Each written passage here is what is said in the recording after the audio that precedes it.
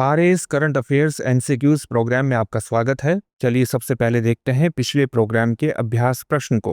अभ्यास प्रश्न था, भारत स्वास्थ्य सेवा में एआई की निगरानी मजबूत करने के लिए किस वैश्विक नेटवर्क में शामिल हुआ है। आपके सामने ऑप्शंस हैं, global health innovation network, health AI global regulatory network, विश्व स्वास्थ्य संगठन या इंटरनेशनल डिजिटल हेल्थ नेटवर्क। इसका सही उत्तर है ऑप्शन बी। भारत ने स्वास्थ्य सेवा में एआई के सुरक्षित और प्रभावी उपयोग को बढ़ावा देने के लिए health AI global regulatory network में शामिल होकर अपनी भूमिका सशक्त की है। यह नेटवर्क स्वास्थ्य नियामकों का एक वैश्विक समूह है जिसका उद्देश्य समान पहुंच, साझा शिक्षा, मानकों का निर्माण और उभरते जोखिमों की पूर्व चेतावनी के माध्यम से स्वास्थ्य क्षेत्र में एआई नवाचार को सुरक्षित और जिम्मेदार तरीके से लागू करना है। चलिए अब देखते हैं आज के पहले प्रश्न को। हाल ही में पापुआ न्यू गिनी के 50वें स्वतंत्रता दिवस समारोह के अवसर पर भारतीय नौसेना बैंड ने किस कार्यक्रम में भाग लिया था। आपके सामने ऑप्शंस हैं। ऑप्शन ए,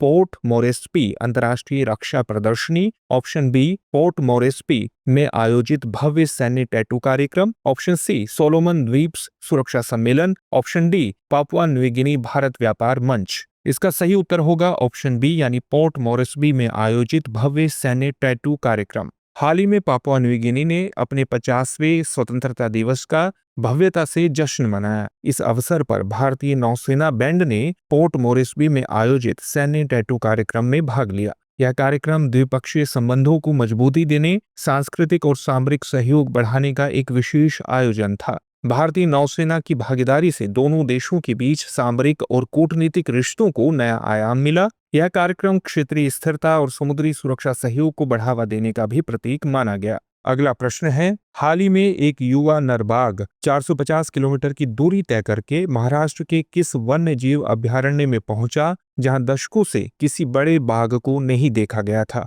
आपके सामने ऑप्शंस हैं, ताडोबा अंधारी टाइगर रिजर्व, येलवाड़ा वन्यजीव अभयारण्य, येदशी रामलिंग घाट वन्यजीव अभयारण्य, सह्याद्री हिल टाइगर रिजर्व। इसका सही उत्तर है ऑप्शन सी यानी येदशी रामलिंग घाट वन्यजीव अभयारण्य। हाल ही में एक युवा नरबाघ ने विदर्भ से लगभग 450 किलोमीटर की दूरी तय करके येदशी रामलिंग घाट वन्यजीव अभयारण्य, जो महाराष्ट्र के उस्मानाबाद जिले में स्थित है, में प्रवेश किया। यह विशेष घटना इसलिए महत्वपूर्ण मानी जाती है क्योंकि दशकों से वहां किसी बड़े बाघ को बसते नहीं देखा गया था। यह अभयारण्य केवल 22.38 वर्ग किलोमीटर में फैला हुआ है और सह्याद्री पर्वत श्रृंखला का हिस्सा है। यहाँ की जैव विविधता समृद्ध है जिसमें तेंदुए, भालू, काले हिरण, सियार, भेड़िए और अन्य वन्यजीव पाए जाते हैं। अगला प्रश्न है, हाल ही में भारत सरकार की किस पहल के तहत भारतीय छात्रों को अंतर्राष्ट्रीय पृथ्वी विज्ञान ओलंपियाड में भाग लेने का अवसर मिला है। आपके सामने ऑप्शंस हैं। ऑप्शन ए, भारतीय विज्ञान अकादमी, ऑप्शन बी, भारतीय राष्ट्रीय पृथ्वी विज्ञान ओलंपियाड,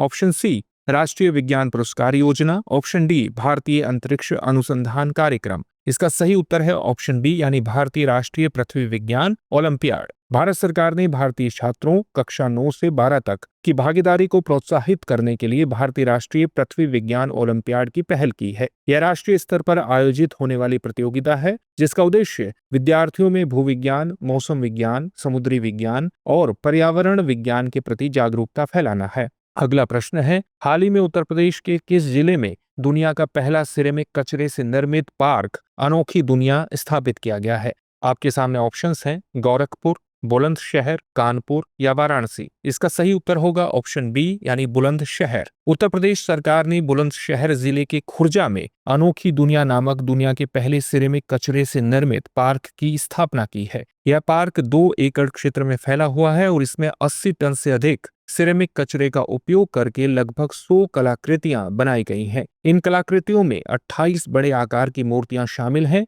जो टूटे हुए बर्तनों, प्यालों और केतलियों से बनाई गई हैं। अब देखते हैं आज के अभ्यास प्रश्न को। डायलॉग नेक्स्ट 2025 सम्मेलन में किस देश के प्रतिनिधियों ने भाग लिया था। आपके सामने ऑप्शंस हैं। ऑप्शन ए, भारत, चीन, अमेरिका, यूरोपीय संघ, option B, Bharat, Nepal, Bhutan, America और Europe, option C, Bharat, Bangladesh, Pakistan, America, option D, Bharat, Indonesia, Singapore, America. इस प्रश्न का उत्तर आप हमें कमेंट बॉक्स में कमेंट करके जरूर दीजिए। धन्यवाद।